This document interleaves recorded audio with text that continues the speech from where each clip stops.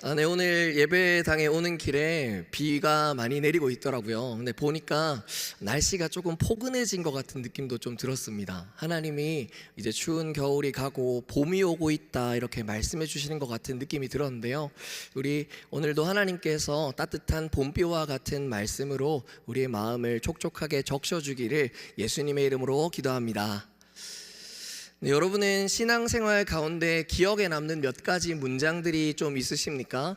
저는 특별히 대학교 1학년 때 대학을 처음 들어가고 나서 이제 선교단체 CCC에 동아리방을 처음 문 열고 들어가서 보았던 소책자 첫 면에 있던 한 문장을 인상 깊게 되게 기억하고 있습니다. 제가 가지고 왔는데 한번 읽어보도록 하겠습니다. 그리스도인이 성령 충만의 실제를 알고 끊임없이 성령의 인도하심을 받으며 살아간다면 그의 하루는 가슴 설레는 모험이 될 수 있습니다. 이건 CCC 성령 소책자에 있는 문장인데요. 저는 이 문장이 되게 기억에 많이 남았습니다. 우리 옆 사람에게 한번 이렇게 질문해 보았으면 좋겠습니다. 가슴이 설레십니까? 네, 표정을 보니까 좀 설레시는 것 같습니까? 우리 한 번 더 옆에 계신 분들께 이렇게 한번 얘기해 봅시다. 심장 조심하세요. 네, 사실 하나님에 대한 설렘이 사라지는 것만큼 무서운 일이 없습니다. 하나님을 처음 알게 되었을 때는 감격도 많고 예배에 생동감이 넘쳤습니다. 매일 예배를 드리러 가는 길이 설레고 하나님이 오늘은 나에게 무슨 말씀을 해주실까 그런 기대감이 있고 또 하나님의 마음을 받은 것 같으면 여기저기 사랑방 식구들 내가 아는 교회의 지체들에게 나누고 싶은 마음이 넘쳐났었던 게 신앙의 처음 시작입니다. 그런데 여러분, 우리가 언제 이러한 설렘을 잃어버립니까? 바로 하나님을 향한 질문을 멈출 때입니다. 우리가 연애를 시작하면요, 상대방에 대해 되게 많이 알고 싶어지잖아요. 그래서 좋아하는 색깔은 뭐야? 오늘 먹은 점심 맛은 어땠어? 이런 질문들을 던집니다. 그러면 그 질문들에 대답하는 상대방의 대답이 설레기도 하고 또 때론 어떤 대답들은 너무 귀엽기도 하고 그렇죠. 그런데 이 설렘이 사라지는 순간들은 상대방을 향한 질문들이 사라지기 시작할 때입니다. 하나님과의 신앙생활도 마찬가지입니다. 하나님을 향한 질문이 멈추면 새로운 하나님을 느낄 시간도 없어집니다. 신앙생활에 하나님을 향한 새로움이 사라질 때 하나님을 향한 감격, 예배의 감격도 퇴색되기 시작합니다. 그렇다면 우리는 어떨 때 하나님을 향한 질문을 멈출까요?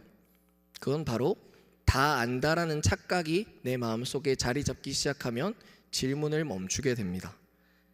우리가 연인에게 다 알기 때문에 질문하지 않는 것처럼 하나님도 내가 어느 정도 경험해보고 어느 정도 알아보니까 이제 하나님을 다 아는 것 같다라는 착각이 생겨지면 그런 마음들이 마음속에 자리 잡기 시작하면 하나님을 향해 더 알 필요가 없다 생각하고 더 이상 질문하지 않습니다. 제가 제일 처음에 가슴이 설레는 한 문장에 대해서 얘기를 했었는데요, 제 마음속에 또 다른 가슴 설레는 두 번째 문장이 남아 있습니다. 이건 대학원, 신학대학원 1학년을 입학하게 되고 나서 마주한 문장이었는데요, 존 칼빈이라는 사람이 쓴 기독교 강요에 있는 문장인데 이것도 한번 제가 읽어보겠습니다. 하나님은 인간이 알려고 해서 알 수 있는 분이 아니시다. 오직 하나님께서 자신을 인간에게 알리기를 원하시고 알리셔야 알리시는 만큼만 알 수 있을 뿐이다. 이 문장은 하나님의 불가해성, 이해할 수 없다라는 특징을 설명하는 문장입니다. 이게 왜 제 마음 안에 설레임으로 다가왔냐면요, 평생을 다해서 알고자 애를 써도 평생을 다 알고자 노력해도 알 수 없는 분이 하나님이라는 사실이 저에게 되게 설레임으로 다가왔습니다. 평생을 다 알고자 애쓰고 날마다 노력하고 노력해도 그것보다 더 크신 분이 우리의 하나님이시라는 겁니다. 우리가 최근에 읽어온 욥기, 달고나를 통해 읽어온 욥기에서도요, 이런 하나님을 설명하는데 욥기 26장 14절의 말씀을 같이 한번 읽어보겠습니다. 시작. 보라, 이런 것들은 그의 행사의 단편일 뿐이요 우리가 그에게서 들은 것도 속삭이는 소리일 뿐이니 그의 큰 능력의 우레소리를 누가 능히 헤아리랴. 여러분, 우리가 사랑하는 하나님은 날마다 열과 성을 다해서 우리가 알아가려고 노력해도 다 알 수 없을 만큼 큰 분이십니다. 그러나 맹인모상이라는 사자성어가 있죠. 장님이 코끼리를 묘사한다라는 사자성어입니다. 하나님을 다 안다고 생각하는 착각이 그 착각 속에 하나님을 가두게 됩니다. 그리고 이 착각은 하나님을 향한 질문을 멈추고 하나님을 내가 다 알 수 있는 수준으로 끌어내립니다. 그리고 사람의 수준으로 끌어내려진 하나님은 더 이상 새롭지 않습니다. 마치 몇십 년을 알고 지낸 친구와 같이 이제 그런 것처럼 대충 어느 정도 보면 알겠다라고 판단하게 됩니다. 그렇게 익숙한 친구처럼 하나님을 여기게 됩니다. 그리고 그렇게 사람 같아진 하나님을 사람처럼 여기면서 사람같이 믿을 만하지 않다라고 불신하게 되는 겁니다. 하나님을 향한 불신은 여기서 자라납니다. 하나님을 하나님으로 생각하지 않을 때, 내가 알고 경험한 수준으로만 하나님을 한정 지을 때, 하나님을 향한 설렘을 잃어버리고 질문을 잃어버릴 때, 우리 마음속에 인간 같은 하나님을 향한 불신이 자라나는 겁니다. 불신은 단순히 믿지 않는 것만을 의미하지 않습니다. 하나님을 내가 아는 수준으로 재단하는 것 역시 하나님을 믿지 않는 불신이라고 할 수 있습니다. 그런 의미에서 사랑하는 성도 여러분, 고난은 우리에게 축복이 되어집니다. 왜냐? 고난은 우리로 하여금 하나님에게 끊임없이 질문하게 만들기 때문입니다.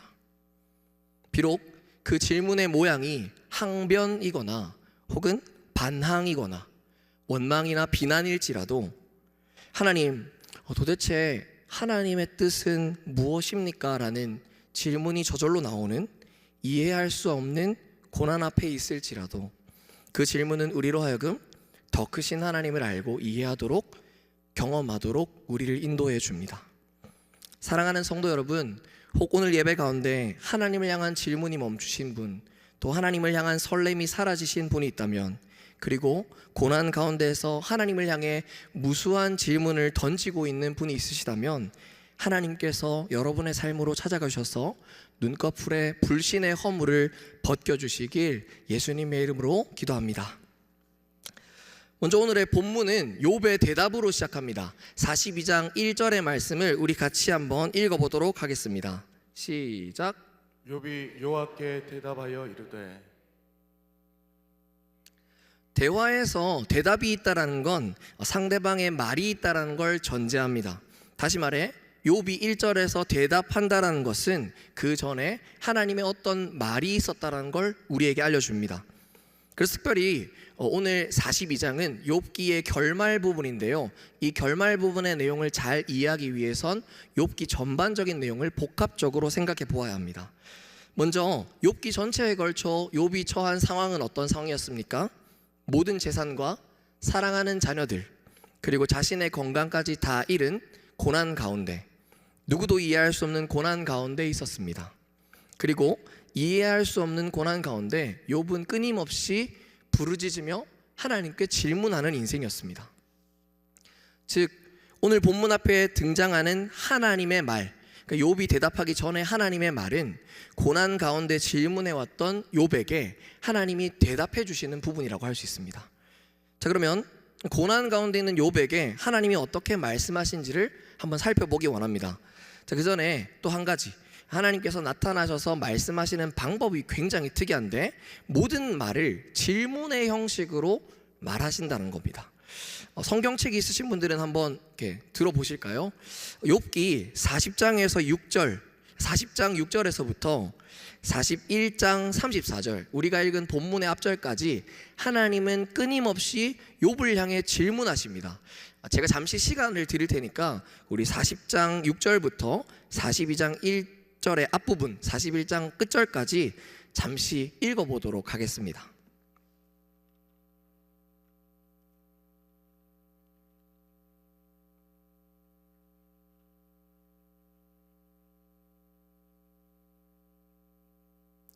성경 본문을 잠깐 읽어보시면서 특징을 좀 살펴보았으면 좋겠는데요. 하나님이 말씀하시는 것들의 어떤 특징이 공통적으로 나타나는지를 주목해서 보시면 좋을 것 같습니다.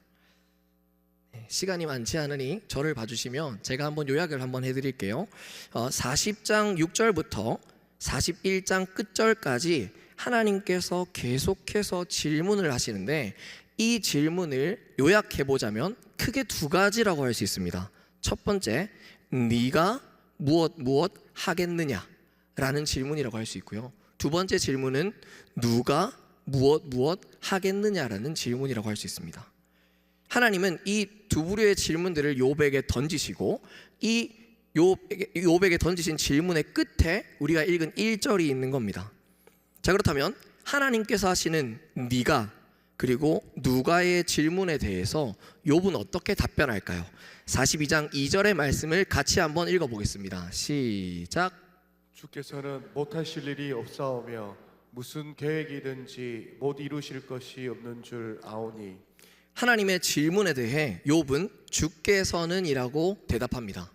하나님이 처음부터 던졌던 질문, 네가 알겠느냐 라는 질문에서 네가 모른다면 누가 할 수 있겠느냐 라고 질문이 바뀌어져 가죠. 그리고 결국에 이르러서는 주께서 아신다라고 욥이 고백하게 됩니다. 이것을 통해 우리가 알 수 있는 것이 무엇입니까? 주어가 네가에서 누가로, 누가에서 주님께로 이동한다는 것입니다. 이것을 통해 하나님은 욥에게 무엇을 알려줄까요? 고난 가운데 있는 욥이 자신의 인생의 주체로 자신이 사는 게 아니라 하나님께로 주체를 옮겨가는 인생을 살아야 한다는 걸 나타내 줍니다. 인생을 이끌어 가시는 주체가 누구인지 하나님이심을 분명히 알려주신다는 겁니다. 여러분, 우리가 한번 우리의 삶을 잘 생각해 봅시다. 우리도 욥과 마찬가지로 고난을 당하게 되면 이 고난 가운데 있는 주체를 자기 자신으로 설정합니다. 고난을 해석하는 주체도 나로 설정하고요, 고난을 해결할 방법을 찾을 주체도 나로 설정합니다. 그리고 고난을 견딜 방법을 알고 실천할 주체도 모든 주체를 자기 자신으로 설정합니다. 그러다 보니 자기 스스로 해석이 안 되고 해결이 안 되고 견디지 못하는 고난 앞에서는 나 이제 끝났구나, 끝장났다라고 단정 짓게 되는 것입니다. 이것은 비단 고난의 통로 가운데 있는 욥과 우리만의 이야기가 아닙니다. 출애굽한 이스라엘 백성들도 마찬가지였습니다. 홍해와 바로의 군대 사이에서, 신광야와 르비딤의 한가운데에서, 그리고 가나안 입성을 앞둔 가데스 바네아에서 고난을 해결할 주체로 자기 자신을 설정하고 비극적으로 슬퍼하며 원망합니다. 고난 중에 있었던 욥도 아마 이 사실을 알았던 것 같습니다. 오늘 말씀 3절의 말씀을 같이 한번 읽어보겠습니다. 시작. 무지한 말로 이치를 가리는 자가 누구니까? 나는 깨닫지도 못한 일을 말하였고 스스로 알 수도 없고 헤아리기도 어려운 일을 말하였나이다. 욥은 3절의 고백에서 무지한 말로 이치를 가리는 자가 자기 자신이라고 고백합니다. 3절의 말씀은 욥기 38장 앞에 나와 있는 38장에 하나님이 질문하신 부분을 인용하는 부분인데요, 38장 1절 2절도 같이 한번 읽어보겠습니다. 시작. 그때에 여호와께서 폭풍우 가운데서 욥에게 말씀하여 이르시되 무지한 말로 생각을 어둡게 하는 자가 누구냐? 고난을 잘 알지 못해 하나님의 뜻을 가리는 것은 누구입니까? 우리 자신입니다. 그런 우리에게 하나님은 고난을 통해 우리 삶을 이끌어 가시는 주체가 누구이신지를 분명히 알려주십니다. 사랑하는 성도 여러분, 인생을 인도해 가시는 분이 누구이신지를 아는 것이 우리의 힘인 줄 믿습니다. 하나님을 향한 익숙함, 무지, 그리고 불신의 허물을 벗고 날마다 우리 삶을 인도하시는 하나님을 알아가는 인생 되시길 예수님의 이름으로 기도합니다. 앞선 질문들을 통해서 욥에게 인생을 인도해가는 주체가 하나님이심을 하나님은 알려주셨습니다. 그리고 이어지는 4절에서 하나님은 또 말씀하십니다. 이게 개역개정 성경에 보면요, 이 구절이 마치 욥이 주어인 것처럼 번역을 해놓았는데 새번역 성경을 보면 이 원문을 잘 분석해 놓았거든요. 새번역 성경 4절의 말씀을 화면을 보시면서 같이 한번 읽어보겠습니다. 시작. 주님께서 말씀하셨습니다. 들어라, 내가 말하겠다. 내가 물을 터이니 내게 대답하여라 하셨습니다.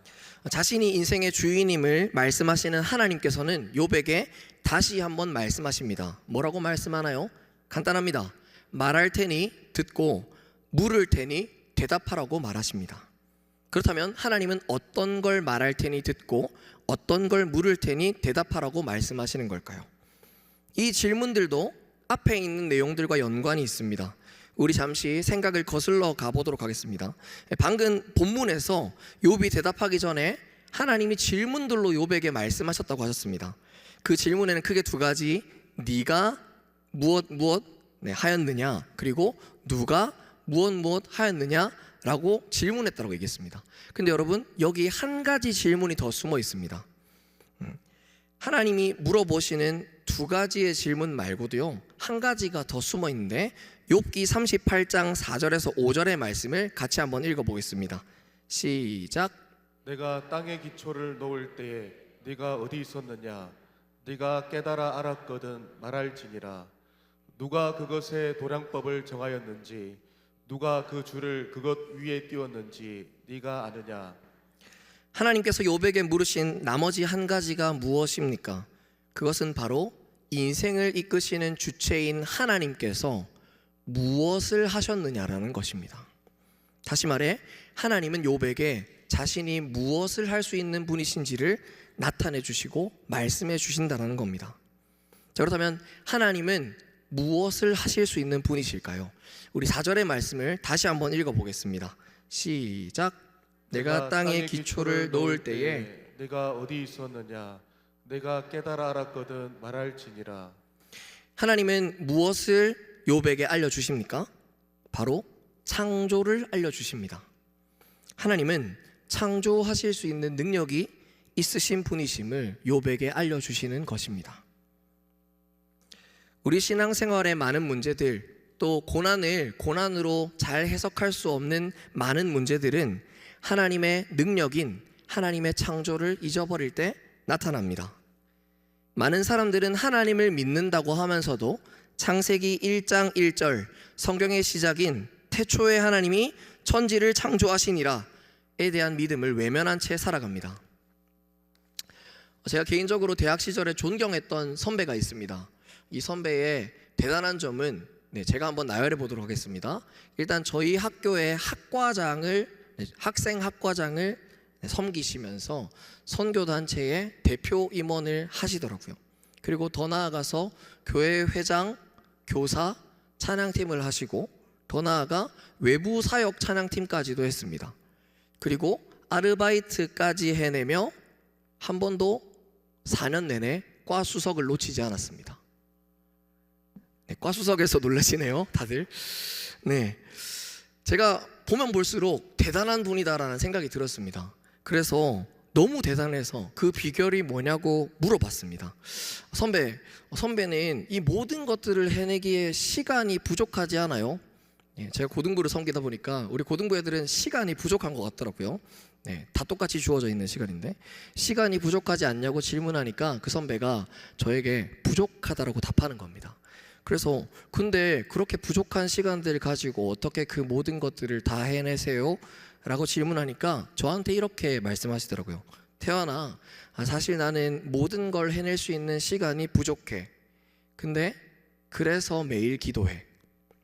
시간의 창조주이신 하나님이 내 시간을 붙들어 주셔서 시간의 양을 질로 바꿔달라고 기도해. 하나님은 욥에게 말씀하십니다.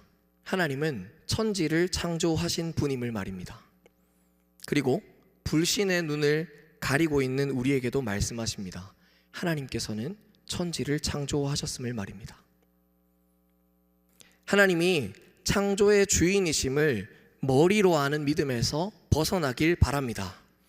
다른 사람들에게 귀로 들어서 안다고 말하는 욥과 같은 모습에서 벗어나 실제적으로 일하시는 하나님을 눈으로 목격하고 경험했다 말하는 모습으로 나아가시기를 예수님의 이름으로 기도합니다.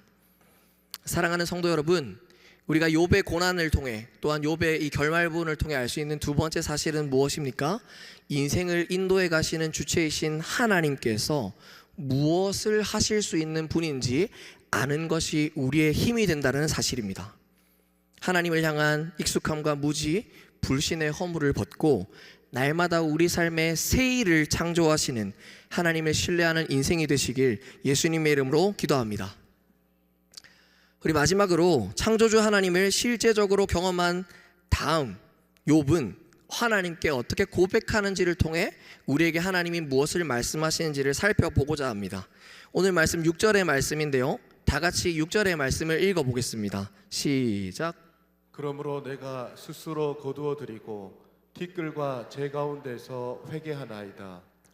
방금 읽은 부분은 하나님을 향한 마지막 욥의 고백인데 이 부분을 잘 해석하는 것이 중요합니다. 해석에 어려움을 주는 표현은 구약에 나와 있는 많은 표현들과 같이 뭔가 상습적으로 나오는 표현인 티끌과 죄 가운데에서 회개한다라는 표현인데요, 이 표현을 우리가 기본적으로 듣고 이해하면은 욥이 이때까지 잘못했던 모습들을 하나님 앞에서 회개하는 거구나라고 착각하기 쉽습니다. 그러나 욥의 지금까지 하나님에 대해 말했던 그 말에 대해 하나님은 어떤 입장을 가지고 계신지 살펴봅시다. 우리 욥이 그 전에 새 친구들과 다투는 과정에서 하나님을 설명하고 그 말에 대해서 하나님이 설명하시는 부분인데, 이어지는 7절에 그 부분이 나오거든요. 하나님이 어떤 관점으로 이 욥을 보고 계시는지 생각하시면서 한번 7절의 말씀 읽어보도록 하겠습니다. 시작.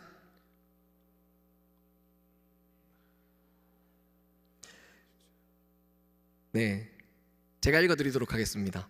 여호와께서 욥에게 이 말씀을 하신 후에 여호와께서 대만 사람 엘리바스에게 이르시되 내가 너와 내 두 친구에게 노하나니 이는 너희가 나를 가리켜 말한 것이 내 종 욥의 말같이 옳지 못함이니이다.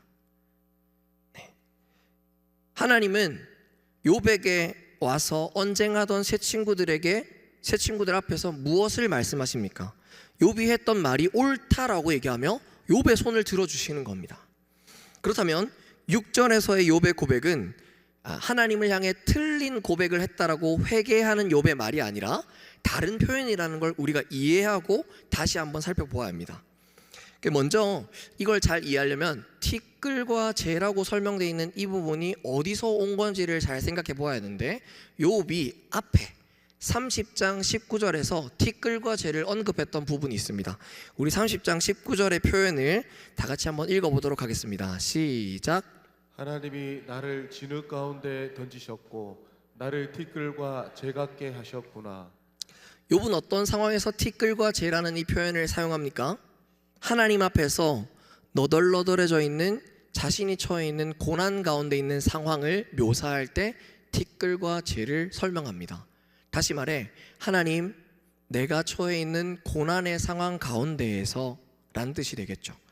자, 그렇다면 회개한다라는 말이 어떤 의미인지를 좀 살펴볼 필요가 있겠네요.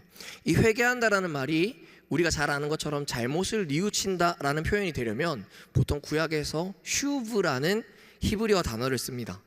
근데 오늘 본문에 쓰여진 단어는 슈브라는 단어가 아니라 나함이라는 단어입니다. 나함, 저 한번 따라해 보실까요? 나함. 나함이 무슨 뜻이냐? 되게 중요한 표현입니다. 위로를 받았다라는 뜻이에요. 그리고 생각을 바꾸게 되었다라는 뜻입니다. 자, 그렇다면 욥이 고백한 이 마지막의 고백, 6절의 고백은 무엇을 의미할까요?